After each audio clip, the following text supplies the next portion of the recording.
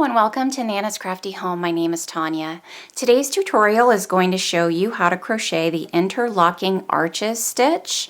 This stitch is part of my Marjorie Pocket Scarf Crochet Along, which begins in a couple of days, and I wanted to get a tutorial out to you so that you're all ready to go when part 1 releases of this scarf.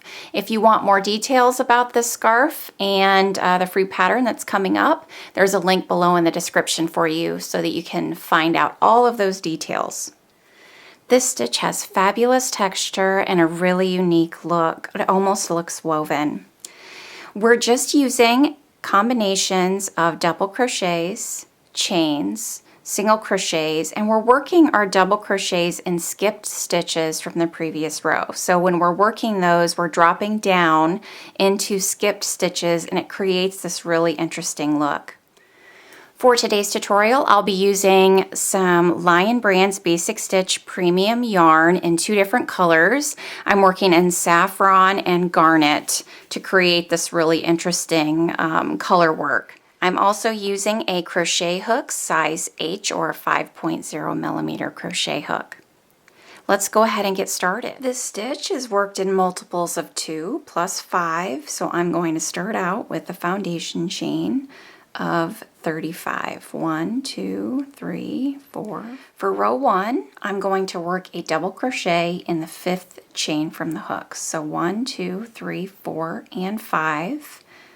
And those skipped chains are going to count as my first double crochet plus a chain 1. Then I'm going to chain 1, skip the next chain, double crochet in the next.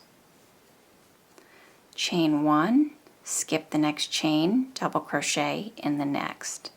And I'm going to repeat that all the way down this row. Chain 1, skip 1, double crochet in the next. When we get to the end of our chain, we're going to skip the next chain and double crochet in the next.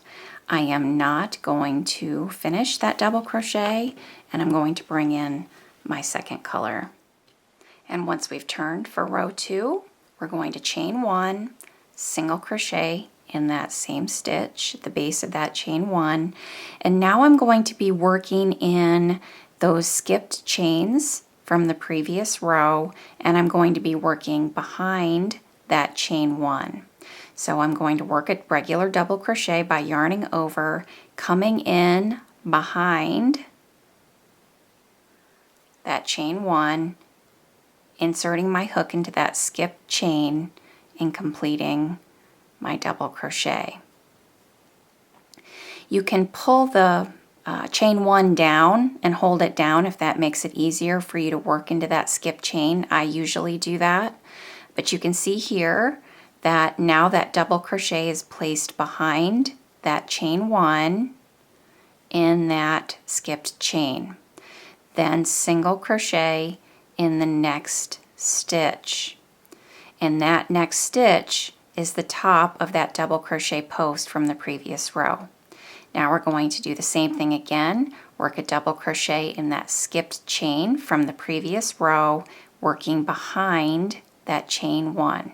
You don't want to enclose that chain 1 with your double crochet, you want to work behind it.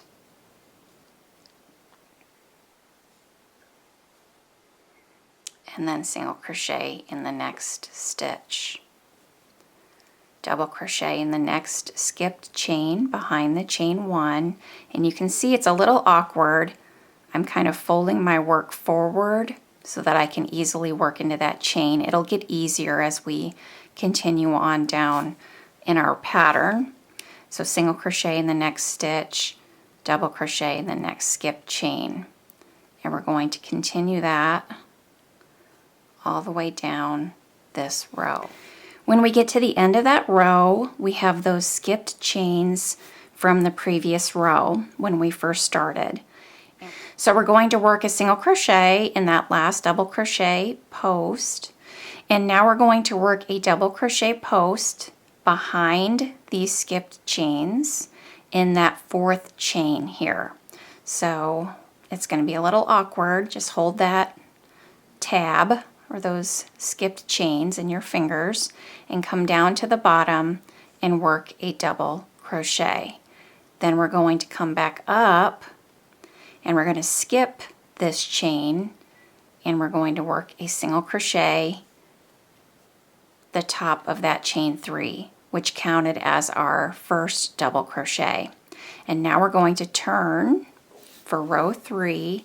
So for row 3, after we've turned, we're going to work a chain 4, and that's going to count as your first double crochet plus a chain 1. I'm going to go ahead and work a standing double crochet. If you want to learn more about working a standing double crochet, you can check out my tutorial. I'll have a link below in the description, but I find that it looks a lot nicer at the beginning of my row than a chain 3, but you can go ahead and do that if you'd like.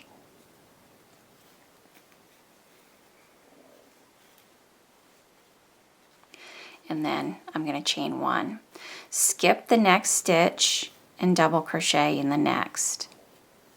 Chain 1, skip the next stitch, double crochet in the next. Chain 1, skip the next stitch, double crochet in the next. And you're just going to continue that all the way down your row.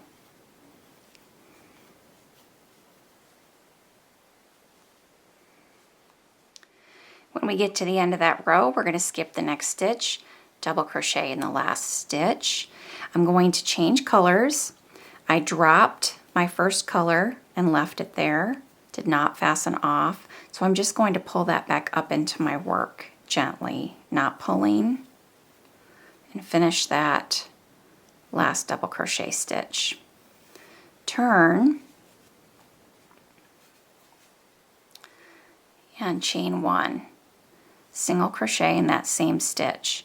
So essentially we're going to be repeating row 2, except I'm going to be working in the skipped stitches instead of the skipped chains, and I'm going to be working behind that chain 1 just as I was before, coming in behind and working a double crochet. Single crochet in the next stitch, the top of that double crochet post, double crochet in the next skip stitch behind that chain 1, single crochet in the next. And again, if it helps you to pull this forward while you're working in that skipped stitch, do that. Gets that out of the way for you. And you're just going to continue that on down your row. So when we get to the end of that row, I'm going to be working a single crochet in the top of that last double crochet post. Again, working in that skipped stitch from the previous row, coming in behind my chain 1, working a double crochet. Now, if you've worked a chain 4 at the beginning of that previous row, you would skip that chain and you would work in the top of the chain 3. This is a standing double crochet for me, so I'm working it in the top of that standing double crochet. You're going to be repeating now rows 3 and 4 to the size desired in your pattern. So you can see that I've worked several rows in my pattern, and look how beautiful that's turned out. A lovely stitch. I hope you've enjoyed this tutorial today. Thanks so much for being with me. As always, remember to subscribe to my YouTube channel so you never miss a new video. The best way to grow my channel is to like, share, and subscribe. Thanks everyone. I will see you soon. Take care. Bye-bye.